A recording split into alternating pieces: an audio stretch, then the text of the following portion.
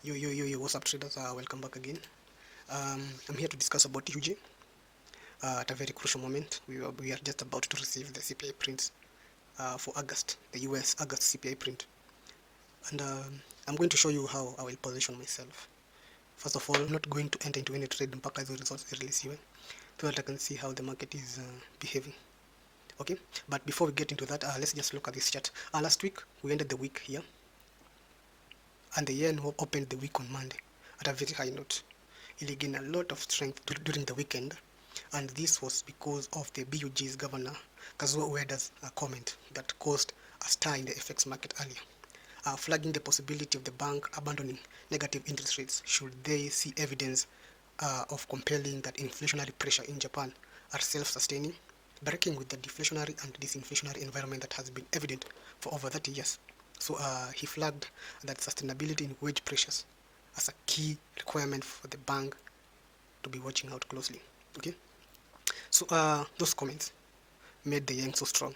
Remember, the BOJ has been conducting what we call quantitative easing, and I think I did that video about BOJ's monetary policy. So they have been conducting quantitative easing for the longest time, and these comments, according to me, they were aimed at curbing the yen depreciation, because when they start to hint that they will abandon these negative interest rates, which means that they are going to abandon QE later this year, it's like giving the market hope for them to start buying the yen. So this was like an intervention talk from the BUJ. And some economists are agreeing, where they're saying that the weakening yen was likely on Yoda's mind when he said those comments, and that comments supporting the currency will be welcomed by a government cautious about market intervention. I also did a video about BUJ intervening in the market. Go check it out. Okay, others are saying that the speed of yen depreciation has been slower than last year and is not considered a speculative move, making it hard to conduct yen buying intervention. So Ueda's hawkish comments may be intended to keep yen depreciation in check. Okay, so this was like another intervention talk to curb yen depreciation. Okay, and so let's move away from that. So the yen did sweep all the dollar gains that it gained last week in one day. No. So this is where the market opened last week. Okay, and you can see all these gains, they were all swept when the market opened this week on Monday. Okay, so as I've said earlier, today we are expecting CPI. Actually, we are like few hours to the release, and this is how the market is behaving. So after the comments by the BOJ governor, the market dropped to the level where the first FX intervention took place last year. This is the level where the BOJ intervened last year after the yen was losing a lot of ground. So the market dropped to that level, and they created a support there. And since then, they have been rising up, forming a good upward trend. Okay, forming a very good upward trend. And so this is how I'm going to position myself. First of all, you see this area here. Let me show you. Okay, so you see all of this area here. Okay,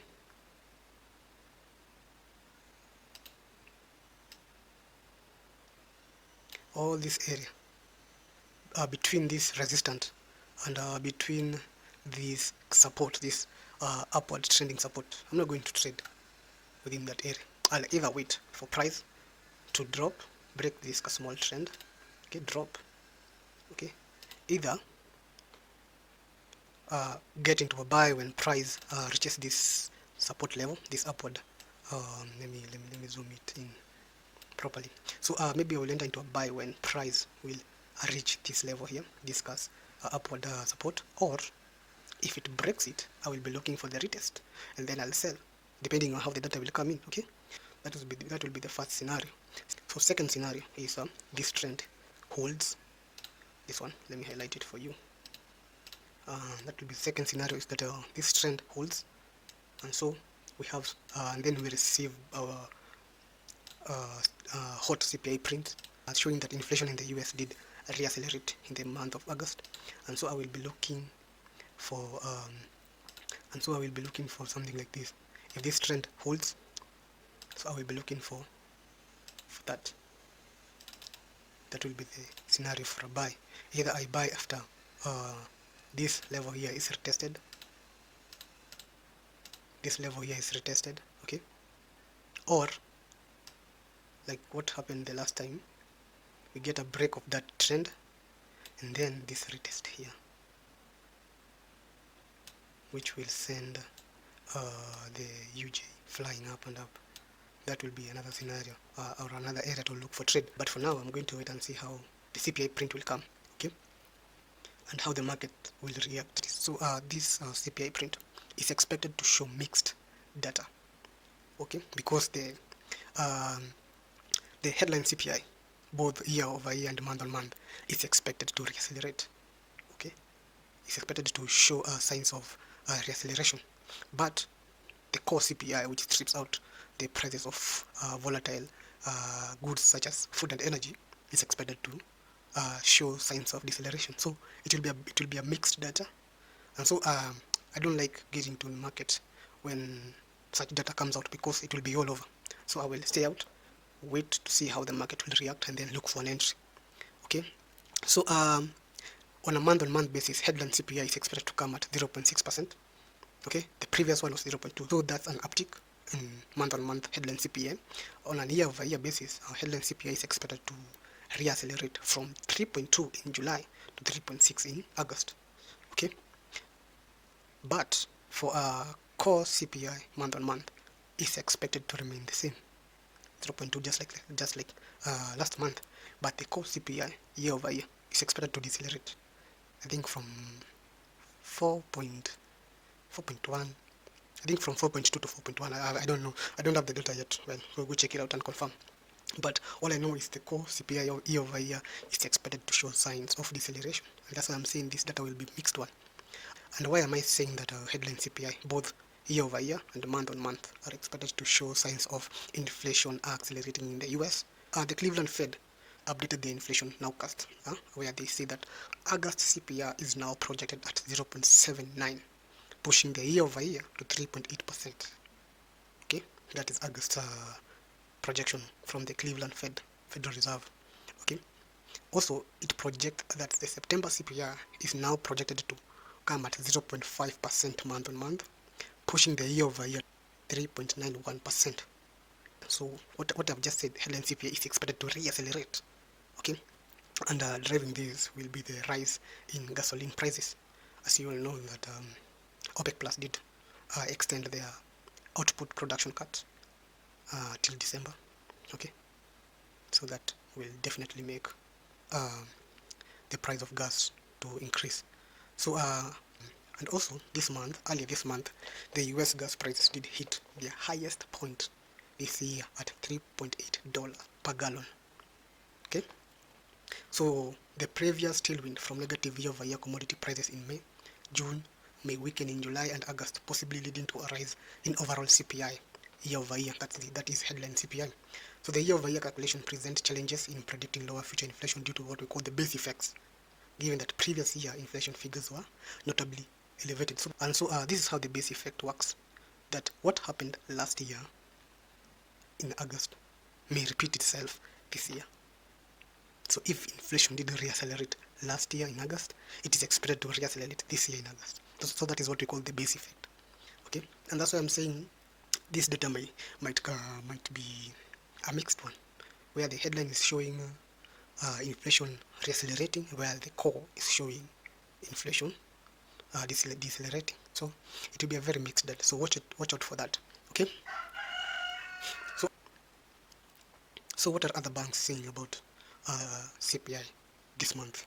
If you look at what Goldman is predicting, the Goldman Sachs is predicting. If you look at what Bloomberg is predicting, Morgan Stanley, Barclays, Citi, they are all predicting an upward surge in headline CPI, both in month on month and also in year over year data. So that's it. Just headline CPI is expected to reaccelerate, as I have explained several times. Let's look at other inflation figures that came in this month. If you look at the PCE, the personal consumption expenditure, which is the preferred inflation gauge by the Federal Reserve, it came out earlier this month, and so the US July PCE index increased by 0.2% month on month, which was in line with the estimates. The year over year came in at 3.3% as expected. Okay, but if you look at the core PCE, so anytime you hear the word core, core CPI, core PCE, core PPI. Anytime you hear that the word core, just know it strips out the prices of volatile goods such as food and energy. Okay, so core PCE came in at 4.2% year over year. Okay, so the year over year PCE and core PCE readings did rise from the previous month, and this is due to what I've just talked about earlier, the base effects. Okay, so just know this. CPI is expected to show signs of accelerating, the headline one. So watch out for the core. Watch out for the core CPI. How is that data coming in? If it shows signs of reaccelerating, both on a monthly and a yearly basis, then handle, by all means, buy the dollar. But if core shows signs of inflation moderating, but the headline shows signs of inflation accelerating, then that's mixed data, and which means that the market will react in both directions. So stay out of the market. Okay, this is, as I've said earlier, if this trend breaks, the one I've highlighted in gray, I will wait and see how price will react when it approaches this support. Okay, I will either buy or sell. If it holds, I will buy. If it breaks, I will wait for the retest and then sell. If this trend here, the one in gray, holds and the UJ jumps up and breaks this resistance here, the one in gray also, this. Okay, I will look for a retest of either this resistance, okay, that one, or for this. That's where I will be looking for my entries. Okay, yeah, but meanwhile, I'll just watch and see how the markets are behaving. Also keep an eye on the DXY, and this is how my DXY is looking like. We are on an upward trend, making a series of higher highs and higher lows. So let's just wait. It's all about waiting. If DXY breaks this this support, then I'll be waiting to see. If it breaks that support, I'll be waiting to see how it will behave once it approaches this other support. If it breaks that, then we are going down. Okay, but if the dollar holds and the CPI print comes in strong, then DXY will shoot up, and I'll be looking for buys. Also the yields, this is how my yields are looking like. The 10-year it hasn't presented a clear picture yet, so patience, man. In forex, it's all about patience. Also the US 30-year government bond yields, this is how they are behaving, and look at how it's forming this good upward trend. So if it breaks above, the yields usually show you where the currency will go. Okay, so if the yields are stronger, the currency will be strong. If they're weak, the currency will be weak. So if the US 30 becomes strong, then and breaks this resistance, let me highlight it for you, and breaks that resistance, then I'll look for buys. Okay, yeah. So this is an update on only UJ. I'm not going to provide an update in Euro, USD, and also in cable because of time. So that's all I have for you. All the best. Don't be hasty into getting into a trade. Wait for the market to show you the direction, then get into it. Okay, yeah, see you next time.